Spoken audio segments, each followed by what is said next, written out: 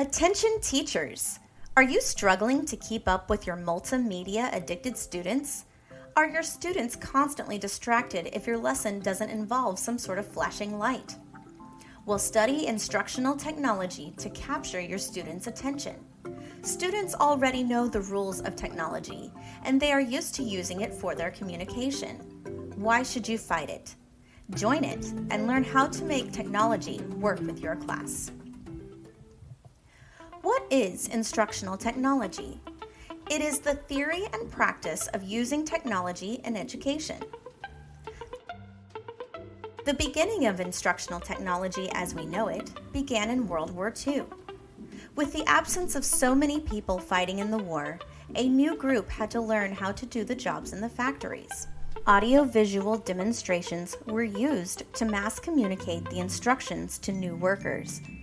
This proved to be so effective that educators have continued to use technology in their instructional design practices. When you were studying to become a teacher, you heard names like Bloom, Maslow, and Piaget, and you will continue to hear those names throughout the instructional technology program. You will also learn about key figures like Michael H. Melinda, whose research in instructional technology has shaped education and the way we see it today. Diving into instructional theories is imperative for instructional design. These theories, with which you may already be familiar, will be studied in depth to further your understanding. Learning about the ADDIE model will further improve your understanding of instructional design. ADDIE is an acronym that stands for Analysis, Design, Develop, Implement, and Evaluate. No one is quite sure about the origin of ADDIE, but it provides the basis of rock-solid instructional design. Let's look at an ADDIE example for an early elementary music classroom. In the analysis stage, the teacher determines that her students still do not understand tempo.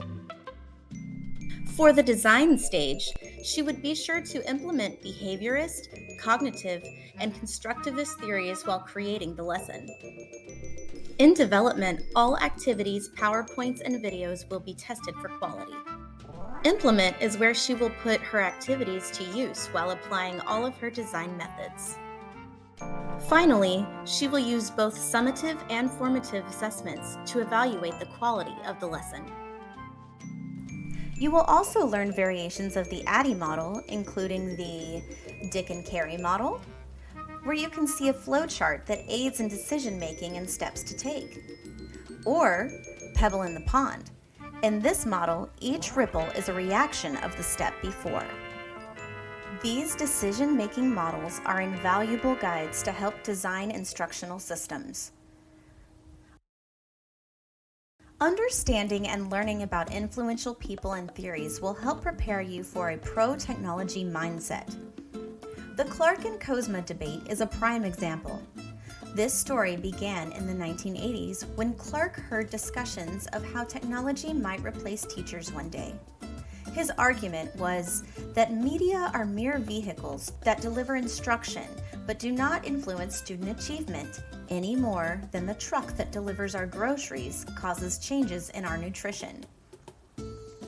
7 years later, Kozma replied and posited his own theory that specific types of media, in conjunction with certain teaching methods, can, in fact, influence learning. In 1994, Clark doubled down on his earlier statement, offering more clarification in response to Kozma's criticisms. Kozma's subsequent response came out later that year, titled, "Will Media Influence Learning? Reframing the Debate." The original question of will technology replace teachers is a topic of discussion we still see today. Delving into these topics supports your critical thinking in this industry. Personalized learning is a hot topic within educational technology discussions these days. Personalized learning is sometimes referred to as blended learning and adaptive learning, but it essentially means that students and teachers benefit from the curriculum being, well, personalized. Students work toward mastery as opposed to working towards a grade letter.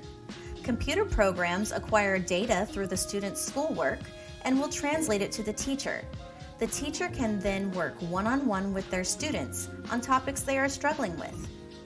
This will help teachers focus on authentic teaching rather than performance for a large group of students who are at varying academic levels.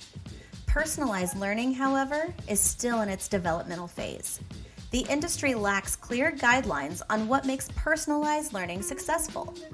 Fresh perspectives are needed from teachers like you who have classroom experience to determine the future of personalized learning. The International Association for K-12 Online Learning is guiding the way for personalized learning. They are a nonprofit organization focusing on research and developing policy for student-centered education to ensure quality standards for blended and online education. For more information, please visit their website. Perhaps you are at a point in your teaching career where the modern-day challenges of the classroom have caused you to search for another career. Unfortunately, leaving the classroom puts teachers at a disadvantage for corporate jobs.